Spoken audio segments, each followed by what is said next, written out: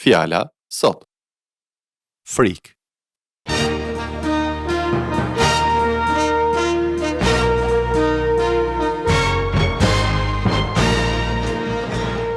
Përshëndetje dhe mirë se vini në këtë seri programesh nga pastorët Paul dhe Doug Schroeder nga shërbesa Fjala sot. Dhe fjala për sot është frikë. Kuptimi i frikës është një ndjenjë shqetësimi e thellë kur jemi përpara një rreziku që na kanoset drejt për drejt apo përpara një rreziku të ardhshëm, përpara një fatkesie e tjerë. Ky është përkufizimi i kësaj fjale në fjalorin e gjuhës shqipe. Por të dish kuptimin e frikës është një gjë dhe është një gjë krejtësisht e ndryshme ta përjetosh atë në realitet. Mendoj se nuk janë të pakta rastet kur të gjithë kemi ndjerë frikën në jetën tonë. Por frika më e madhe që përjetojmë është frika nga e ardhmja, nga gjëra që e ardhmja mund të sjellë në jetën tonë. A është kjo një frikë e arsyeshme? Na ndiqni në programin tonë të sotëm për të mësuar më shumë për frikën dhe se si premtimet që Perëndia ka bërë në fjalën e Tij, në Bibël, janë mënyra më e mirë për të kapërcyer çdo lloj frike që na vjen përballë, sidomos frikën për të ardhmen.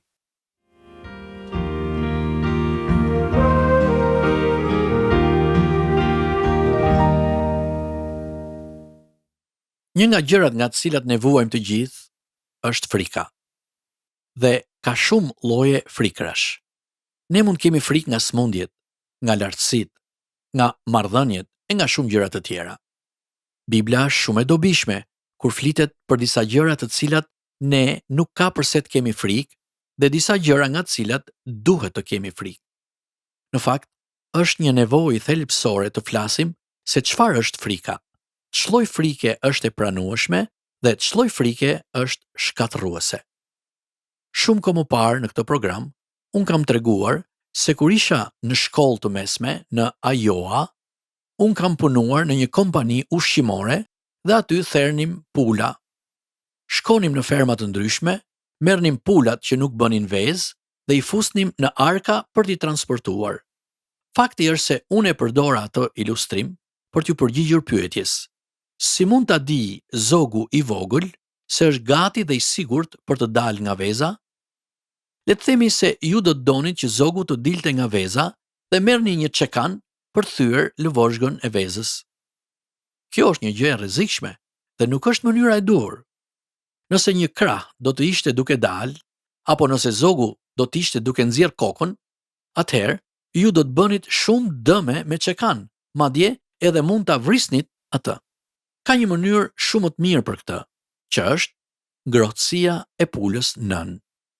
Kështu, ndërsa ajo rri ulur mbi vezën, zogu vendos të bëjë një vërim me sqep dhe e di se është i sigurt të dalë jashtë vezës, dhe ai del jashtë pak nga pak. Me këtë dua të them se është klima, kushtet dhe rrethanat që i tregojnë zogut se tani ai mund të dalë nga veza. Le ta zbatojmë këtë në jetën tonë. Le të themi se ne njohim dikë që ka shumë shtresa lëvozhge rreth vetes për shkak të frikës. Ky person ka frikë nga komunikimi, përkushtimi, marrëdhëniet e tjerë dhe thjesht ndihet sikur nuk është gati të dalë jashtë. Unë besoj se familja dhe kisha duhet të krijojnë një klimë të ngrohtë, të dashur dhe pranuese, e t'i pranojnë njerëzit në pikën ku ata janë. Unë besoj se një person e ndjen një klimë të ngrohtë dhe pranuese dhe mund ta lejojë veten të shprehë mendimet dhe idetë e tij. Kështu, frika paksohet dhe ai është në gjendje të shprehë veten, të ketë marrëdhënie dhe të njohë më shumë njerëz. Unë besoj se kjo frikë është diçka me cilën ne duhet të përballemi dhe Shkrimi na tregon se si ta bëjmë këtë. Tek Mateu 10 vargu 24 mund të shohim se para së gjithash ka një kujtesë se nxënësi nuk është kurrë mbi mësuesin.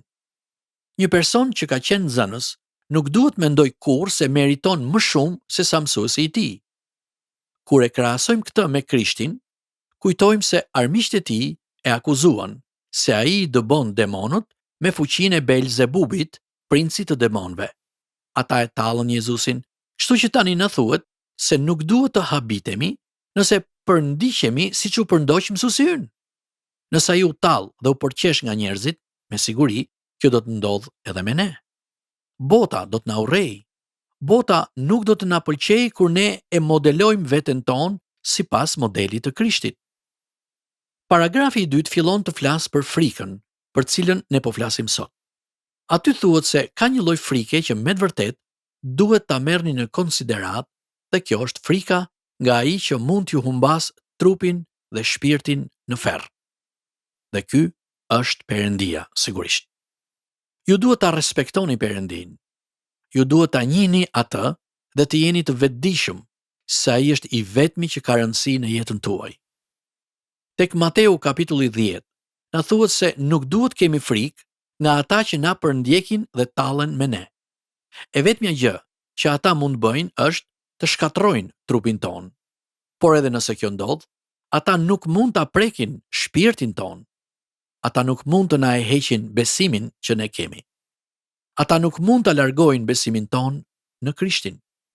Dhe kështu, kjo është thjesht një kujtesë që shumë nga gjërat nga të cilat ne kemi frikë, shumë nga gjërat për të cilat shqetësohemi, kanë të bëjnë me botën fizike, por në fund, ky nuk është ndonjë shqetësim i madh. Unë e kuptoj se ditë pas dite, ne mund të jemi në marrëdhënie problematike apo në situata të rrezikshme. Por, nëse ja dorëzojmë Perëndis atë situatë, nëse i themi atij se jemi në duart e tij, nëse ja përkushtojmë veten tonë Perëndis, ai i di të gjitha gjërat. Ai di të ardhmen, ai e di se çfarë është më e mira për ne dhe ai do të kujdeset dhe do të na çlirojë. Ka një simbol të bukur për këtë tek Mateu 10, kur thuhet se Perëndia merakoset dhe kujdeset edhe për harabelat. Tani, harabeli nuk është zog me ndonjë bukuri të veçantë. Është një zog shumë i vogël. Dhe kështu, në këtë kontekst na thuhet se Perëndia kujdeset për harabelat dhe asnjë prej tyre nuk bie në tokë pa dashjen e tij. Pra, Perëndia do edhe harabelat. Pak më tej, na thuhet se ne vlejmë shumë më tepër se sa shumë harabela. Kjo do të thotë se 1000 harabela bashk nuk barazohen me një njeri që Perëndia ka krijuar. Kështu, teksti na thotë që nëse Perëndia kujdeset për një harabel, për një nga krijesat e tij më të ulta, le të themi, ai sigurisht që do të kujdeset për një qenie njerëzore, të cilën ai vetë ka krijuar, e ka mbrojtur, e ka ruajtur dhe e ka mbajtur në duart e tij. Është një ngushëllim i jashtëzakonshëm. Kjo gjithashtu na thotë se sa e rëndësishme është jeta. Para disa kohësh, këtu në Shtetet e Bashkuara, ishte një grua me emrin Terry. Ajo ishte në koma dhe gjatë kësaj kohe po zhvillohej një debat i madh nëse truri i saj ishte i vdekur apo ajo ishte e ndërgjegjshme. Ishte në gjendje të reagonte dhe e dinte se çfarë po ndodhte. Një nga të afërmit e saj vendosi të shkëpuste pajisjen e frymarrjes, tubin e ushqimit dhe ujin. Sigurisht, si rezultat i kësaj, Terry vdiq nga uria. Debati kishte të bënte me cilësinë e jetës. Unë besoj se kjo duhet të jetë një kujtesë në familjet tona dhe mes njerëzve tanë të dashur, dhe se ne duhet t'i ofrojmë njëri tjetrit dashurinë, duam apo jo, duhet t'i ofrojmë trajtim mjekësor të jashtëzakonshëm nëse nuk jeni të vetëdijshëm. Të afërmit tuaj duhet ta dinë këtë. Ju duhet keni dokumente që mjeku dhe familjarët tuaj të dinë dëshirat tuaja. Në këtë rast që unë përshkrova, askush nuk e dinte me siguri dhe ky debat u bë midis familjarëve të saj. Unë ua kam bërë të ditur familjarëve të mi që nëse jam në gjendje vegetative dhe mjekët thonë se truri im ka vdekur e unë nuk do të përmirësohem, nuk dua që ata të përdorin aparatura për të më mbajtur gjallë. Nuk dua që unë të jem një barr për familjen time. Njeriu mund të rrijë i lidhur me aparatura për dekada të tëra. Unë besoj se nëse trupi ynë do të mbijetojë, ai duhet të mbijetojë në mënyrë të natyrshme dhe normalisht. Është një zgjedhje personale. Thjesht, kuptoni se sa bukur e në mënyrë të mrekullueshme e sheh Perëndia edhe jetën e një harabeli. Imagjinoni se sa shumë më të rëndësishëm jemi ne. Thelbi i gjithë mesazhit është të mos kemi frikë. Nëse Perëndia është në kontroll, nëse Perëndia ju do dhe ju ja keni përkushtuar atij jetën tuaj, atëherë lejojeni atë të kujdeset për gjërat. Ai di të ardhmen, ai është tashmë në të ardhmen dhe ai ju do. Jini të sigurt për këtë. Ai ju dha birin e tij, Jezu Krishtin, të merrte mbi vete mëkatet tuaja dhe t'ju falte.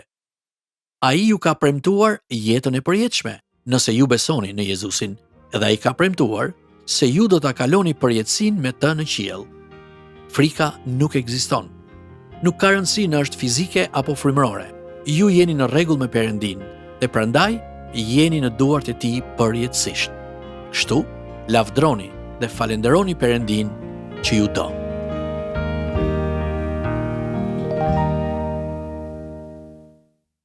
Miq të programit ton, faleminderit që na ndoqët. Ne lutemi që sot ju jo vetëm të jeni inkurajuar, por edhe të jeni lehtësuar nga frika që mbani brenda jush. Mos harroni kurrë se Perëndia merakoset e kujdeset për ju dhe mbi të gjitha ai tashmë e di të ardhmen tuaj që nga fillimi dhe ka një plan të mrekullueshëm për jetën tuaj. Nëse ju e vini besimin në sakrificën e birit të Tij, Jezus Krishtit. Për të mësuar më shumë për këtë, dhe nëse doni të mësoni më shumë për Jezusin, na shkruani në adresën tonë postare TWR Albania, kutia postare 130 Tiranë, ose në email twralbania@gmail.com. Këtë program mund ta dëgjoni në YouTube në kanalin TWR Albania, playlista Fjala Sot 2026.